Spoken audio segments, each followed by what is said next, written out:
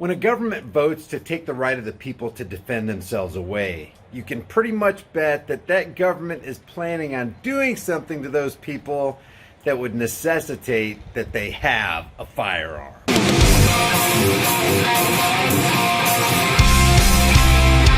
Delegate Freitas, you have the floor. Thank you, Madam Speaker. I rise for the point of personal privilege. You know, on the first day that we were actually voting on some things substantively in this chamber, one of the first things that we did that I thought was pretty shocking was we actually voted to delegate the authority of this chamber off to a committee whose membership we had no idea of at the time in order to make some pretty important decisions that would affect not only this entire body but our staffs as well as people that are going to come and visit the Capitol. And one of the authorities that we were granting to this committee, whose membership we were completely unaware of at the time, was the ability to make gun policy for the Capitol.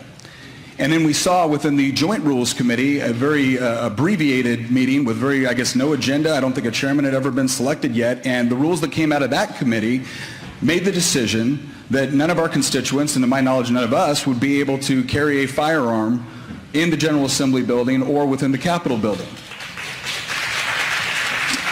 Now let's think about this for a second. That applause is coming from a body of individuals who swore to protect and defend the Constitution of the United States from all enemies, foreign and domestic, and those people who are applauding have become the very domestic enemies they swore to protect every one of us from. They want us to be disarmed, which means they want us to be victims. And that's something to applaud?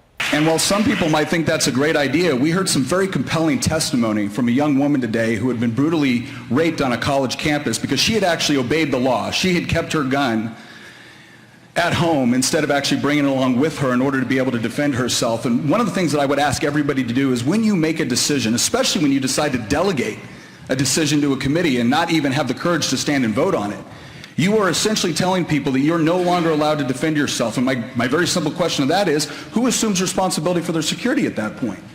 If something bad happens, are the members that are actually going to vote to disarm that law-abiding citizen now going to take responsibility for the security if something bad happens to them? Because if they're not, I think there's a problem with that. And at the very least, take responsibility for when it's your policy and your idea. Don't try to pass it off as if it was the Capitol Police's fault.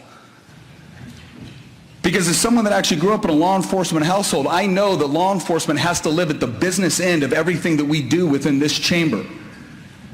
So if it's your idea and if it's your policy and if you think it's a good idea to disarm law-abiding citizens and to make them choose on whether or not they can have the means to protect themselves when they come up and to lobby us, fine, then go out there, go in front of the cameras and say this was our idea and we think it's a good one. But don't blame the Capitol Police for it. Because when people show up and they're frustrated and you've now directed the attention toward them, that's not fair. So for the rest of the chamber, I hope we will at least stand up and actually be proud of what we believe. Don't try to find scapegoats and don't try to divert responsibility onto other people. Thank you, Madam Speaker. Delegate from Fairfax. When injustice becomes law, resistance becomes duty. If you guys enjoyed these videos, subscribe to the channel, hit the bell notification icon, give them a thumbs up, share them with everybody you know, and don't forget to subscribe to my private email list through my website, highimpactflix.com, and I'll see you guys in the next heavily censored shadow ban video.